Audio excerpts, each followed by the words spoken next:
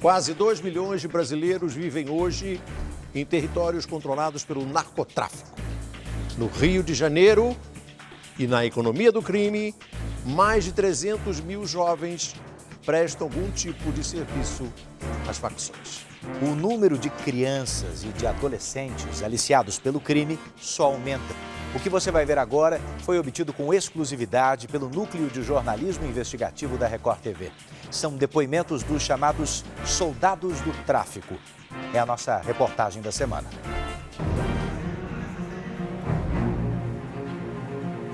Jovens que exibem com orgulho fuzis exclusivos de Forças Armadas.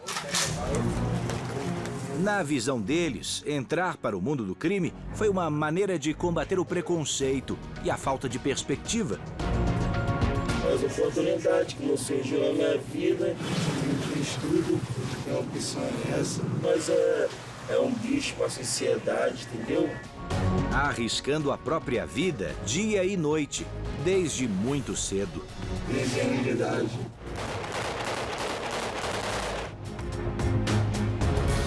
O Rio de Janeiro das praias e belezas naturais inigualáveis. Essa é a cidade maravilhosa que quase o mundo inteiro conhece.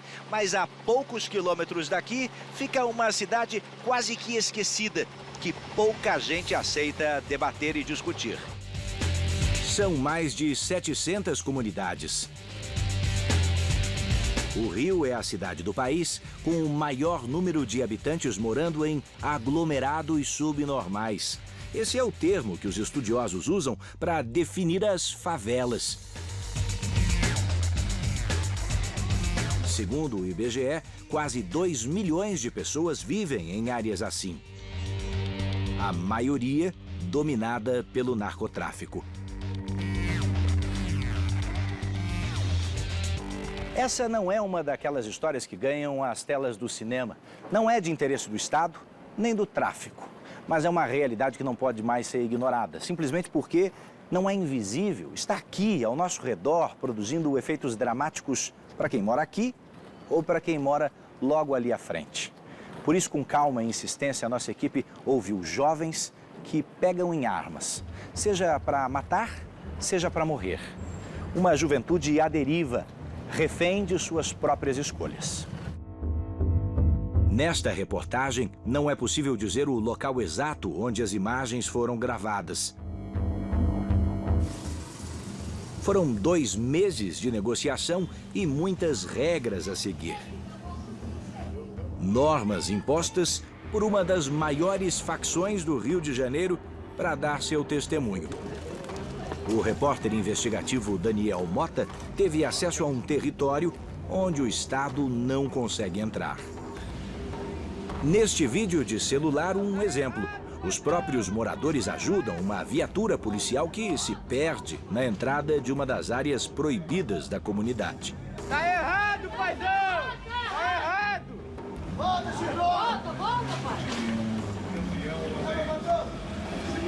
Caso os policiais insistissem mesmo em entrar, enfrentariam a resistência dos soldados do tráfico. Estes rapazes se intitulam assim. Formam um grupo de elite na segurança de um dos morros cariocas. Não fomos autorizados a mostrar todos eles. Uma espécie de supervisor escolheu quem conversaria com nosso produtor. Eles são cercados de muito mistério. Não quer caô pro Estado, mas se quiser caô também, o pau vai quebrar, gente. Os soldados do tráfico passam dia e noite armados, sempre à espera de uma guerra.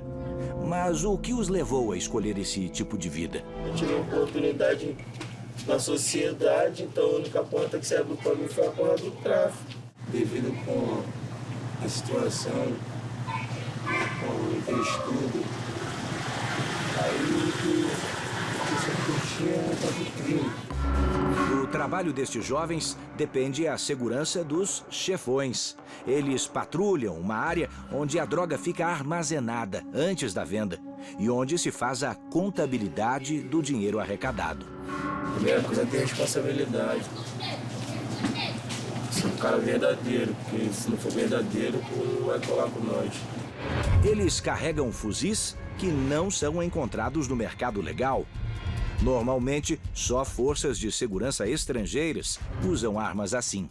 Munição capaz de atravessar paredes e coletes à prova de balas. São armas letais utilizadas em guerras ao redor do mundo. A gente pode citar Vietnã, Guerra do Iraque, do Camboja, enfim, todas as guerras e grandes combates ao redor do mundo. Nessa imagem nós vemos um fuzil 762, quantidade de disparos por minuto aí chega a 600, 700 disparos dependendo do armamento e da munição. Nessa imagem temos diversas armas, temos um fuzil 556, um fuzil que está substituindo o 762 ao redor do mundo, porque ele é um fuzil mais leve. No mercado paralelo, fuzis como estes podem chegar a R$50 mil cada. Mas os soldados do tráfico não quiseram responder como conseguiram o armamento. No caso da pistola 9mm, ela é uma pistola normal, semiautomática, e é colocado um dispositivo que popularmente é conhecido como kit rajada. Nesse dispositivo ele transforma essa arma praticamente numa metralhadora, né? Quantidade de tiros, 20 tiros por segundo, chegando a 1.200 disparos. Logicamente tem que ter um carregador para isso, então, mas é só uma média de 20 disparos por segundo. É aqui de cima que você consegue entender a razão para armas tão poderosas, capazes inclusive de acertar e até de derrubar uma aeronave, como essa daqui. É que num território tão complexo quanto das comunidades, a polícia não é a única inimiga e os fuzis acabam exercendo um certo controle também na guerra entre facções. E nesse caso, é favela contra favela.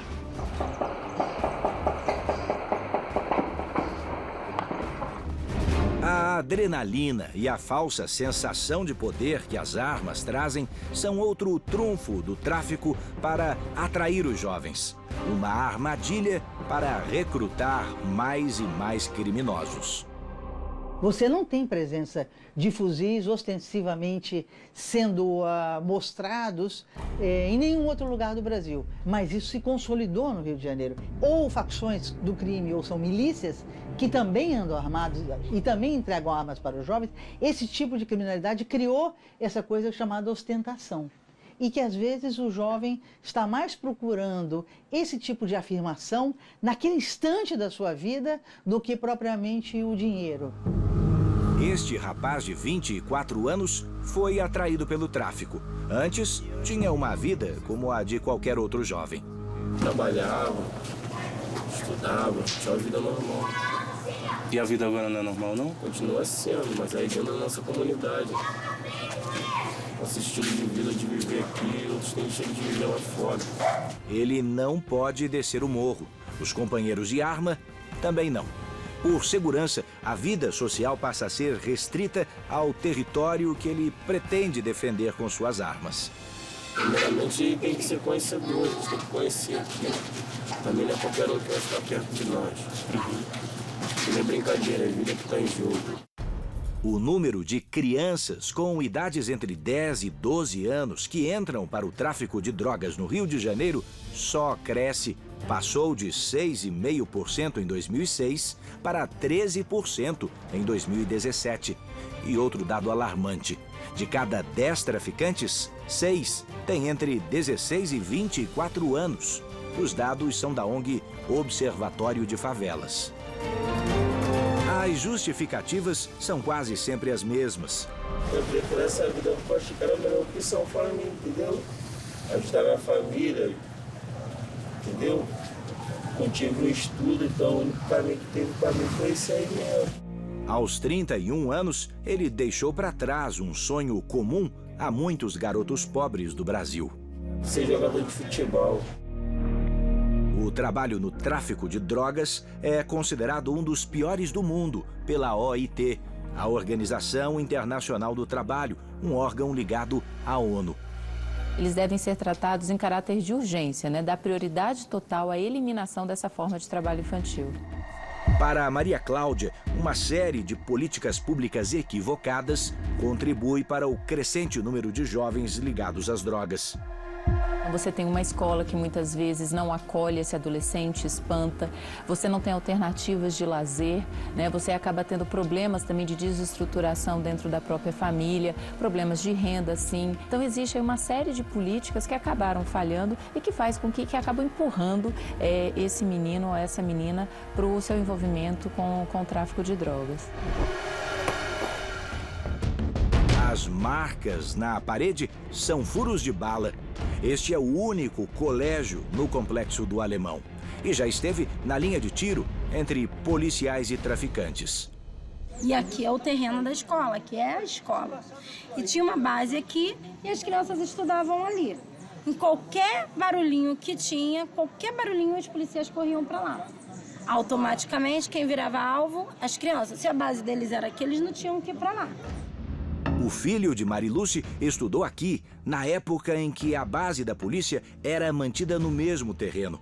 Todos os dias ela convivia com o medo de mandar o garoto para as aulas. Hoje, ele frequenta uma outra escola, bem mais longe de casa. E a vida da gente que mora no alto é muito mais difícil do que quem mora na entrada do morro. O depoimento dela reflete o sentimento de quem mora na comunidade, preso entre os combates de criminosos e policiais. Eles sempre dizem que é guerra ao tráfico, guerra às drogas. Não, a guerra é contra a gente, é contra o ser humano. Porque quando a gente não morre de bala, a gente morre de infarto, de AVC, de estresse, de depressão, principalmente as pessoas que estão com síndrome do pânico, que não conseguem sair direito de casa. A partir de agora, você vai ver histórias que provam. O crime não é a única maneira de lidar com o preconceito e com a falta de oportunidades. Paulo, por exemplo, tem 15 anos e cursa o primeiro ano do ensino médio. Nunca se envolveu com o tráfico. Trabalhei no hortifruti da minha mãe, na oficina do Sonota lá em cima. Eu sempre fui um trabalhador. Ele confirma que os moradores dos morros sofrem para vencer no asfalto. Pode ser tranquilo, chegar lá, tranquilo, tá bonitinho, bem arrumado, chegar lá e falar que é da penha, o doutor fala, é favelado, é isso, aquilo. Sempre julga sem saber quem é as pessoas. Por meio de um projeto social, ele conseguiu um emprego numa agência bancária. Trabalha como aprendiz, mas sonha em ir mais longe. Vou virar um professor de educação física, ajudar minha família. Para combater o descaso, a comunidade reage como pode. Aqui no complexo da Maré, a luta contra a violência está estampada nos muros e materializada em forma de arte. Viver e trabalhar aqui dentro da comunidade é também olhar para o passado e para o futuro. Esse lugar onde nós estamos já foi o quê? Já foi uma fábrica que fabricava andaimes, né? E hoje virou um centro de arte. Você diria que hoje é uma fábrica de esperança? Também, de esperança, de arte, cultura, de futuro. A violência afugenta investimentos econômicos que foram substituídos por incentivos. Aqui, o garoto tem vez, até mesmo os soldados do tráfico. A gente não faz distinção, acho que essa é uma questão importante. Assim, a gente não quer distinguir as pessoas. Se elas vêm procurar, se elas estão afim, se elas querem, enfim, entrar para estudar, para fazer arte, para fazer cultura, elas vão ser acolhidas. Acho que esse é um papel que a gente tem aqui importante nesse espaço. Nascido e criado no Complexo da Maré, Edson cansou de perder amigos e parentes para a violência. A gente tem tido alguns tiroteios, alguns confrontos bastante complicados, bastante sérios, que tem colocado a vida das pessoas em risco, das crianças em risco. Segundo especialistas, parte da sociedade ainda prefere ignorar a violência nas comunidades.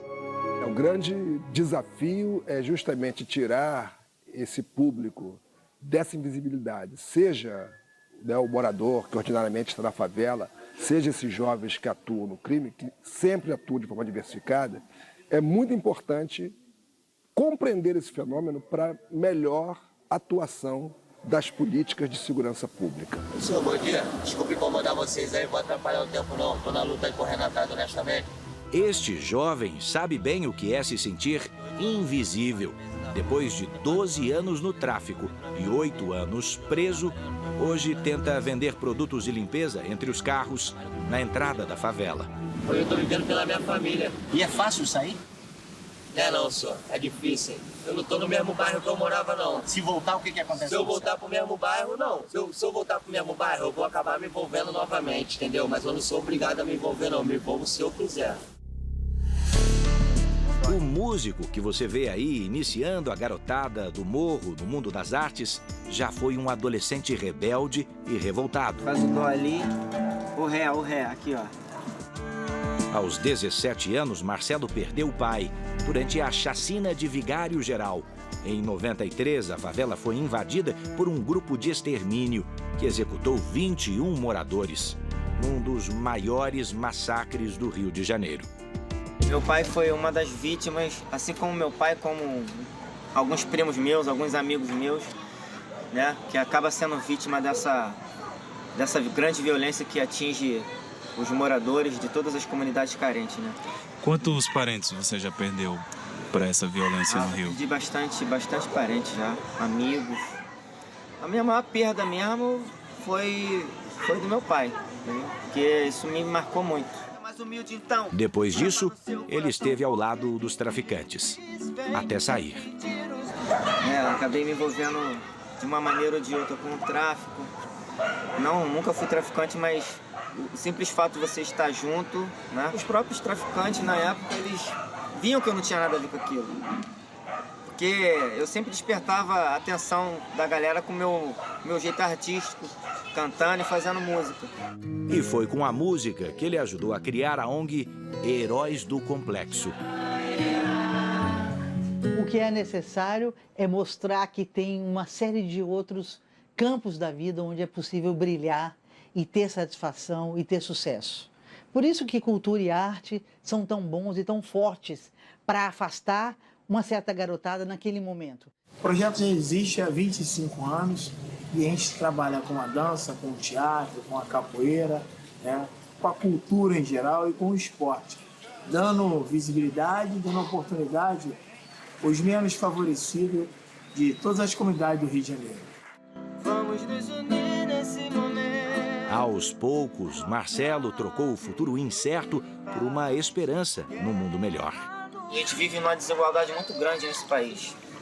E a gente precisa dar oportunidade. A palavra é essa, dar oportunidade. Ser humilde da favela não é crime, não. Aos 16 anos, este adolescente está com um pé dentro e outro pé fora do mundo do crime. Ele tenta deixar os furtos para trás. Há 2 anos, no centro do Rio, ele cometeu o primeiro furto. Invadi um carro que tinha um casal. Aí nesse casal eu fui e peguei uma bolsa onde tinha por cerca de R$300. E falaram dos telefones. Mas amizade é umas influências que te leva para tu cometer um negócio desse. O jovem repetiu o crime algumas vezes, sempre que precisava de dinheiro para festas com os amigos. Chegou a embalar drogas, mas não era um trabalho fixo. Carnaval, que não fui no primeiro dia, fui no segundo, chegou no último dia, a casa caiu. Era só furto, era só pegar e sair correndo. O que vocês diziam? Ameaçava. Ó, se gritar não vai bater. Aí a vítima ficava com medo, mostrava medo pra nós, era nessa que nós vinha, recolhia tudo e ia embora. Só que na última tentativa, ele e os amigos foram pegos pela Guarda Civil. Me levaram lá pra delegacia de Copacabana, aquilo ali já mostra, pô, isso não é vida pra ninguém. Nem por meus inimigos eu desejo pra eles estar ali dentro. Pensava assim, onde que eu fui metido? O adolescente só encontrou a família de novo 3 dias depois. Quando eu saí, a primeira coisa que eu fiz foi agradecer a Deus, pedir desculpa à minha mãe. Não quero te dar essa decepção, fazendo você ficar procurando por mim em presídio. O jovem é um retrato vivo de como muitos soldados do tráfico começaram. Só que mudou de ideia. No presente, Ele cumpre uma medida socioeducativa e quer ter um futuro melhor. Mas será que ele tem medo de uma recaída? Eu tenho medo de ter recaída porque eu sei que eu não vou ter essa recaída. Eu sei que eu não vou ter, eu sei que eu mudei para melhor.